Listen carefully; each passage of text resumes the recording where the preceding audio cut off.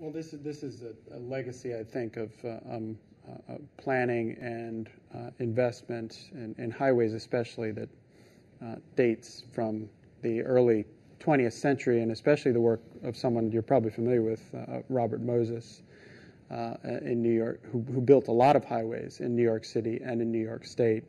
And he had a method that worked and was imitated in cities across the country of ramming these highways through communities that provided the path of least resistance. And you ended up, therefore, with a lot of these facilities being sited disproportionately in low-income areas and communities of color. So that's a huge problem, and we're still living with that legacy in a lot of our cities. Now, fortunately, as the expert said in the segment, policy changes have been put in place, especially since the 1991 transportation bill, that helped to avoid at least federal investment in that. But we still have a lot of communities. It's now punching highways through rich neighborhoods. Now. You rich people have had it all your way for a long time. Now the highways come through yours. Through the countryside is what we do. So, but it's a real problem because, for two reasons. First, you have pollution, and if you live 300 yards from a highway or closer, you end up being disproportionately affected by air pollution, having problems with asthma and higher death rates and that kind of thing. And you also have the problem of pedestrians being struck, and you saw that some pictures of those tragic incidents in the video, and there's a disproportionate effect. Blacks, among blacks, the death rate for pedestrians and motor vehicle conflicts is 70% higher than with whites, and with Latinos, the differential is 62%.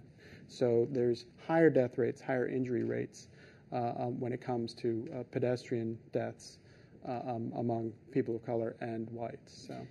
The built environment is a hard thing to unbuild, though. Once you've got a highway punched through a dense urban area with poor people living to either side of it, you're not very frequently going to take down that highway. People need it, and it causes all kinds of chaos.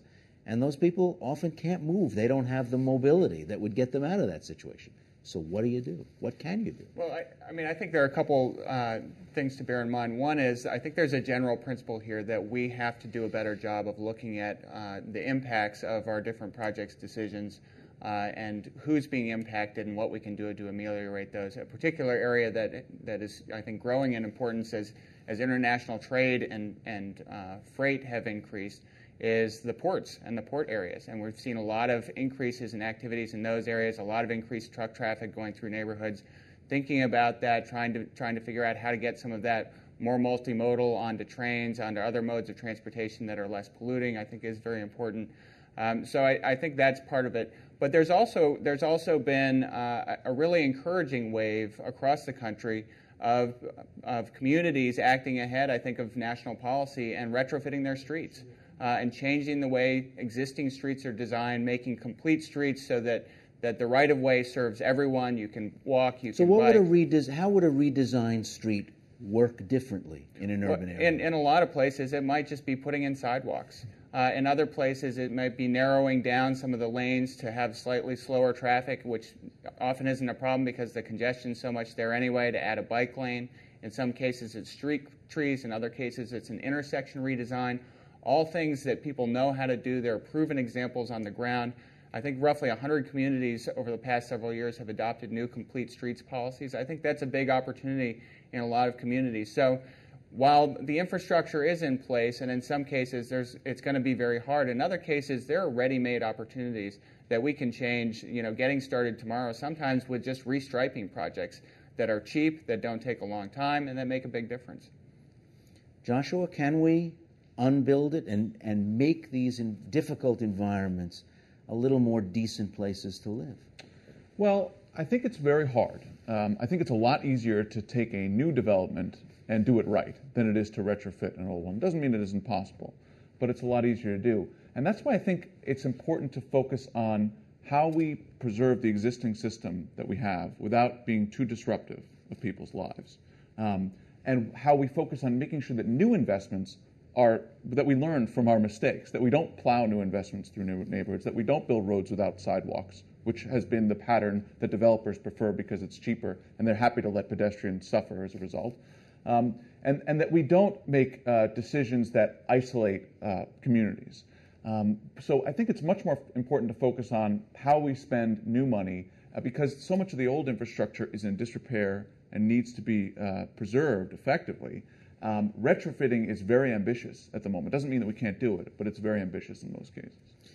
I keep reading all these. There's great ideas. Ideas are constantly popping up. People do research and reports, and on its face, the idea is great. So I read recently about encouraging kids to ride their bikes to school.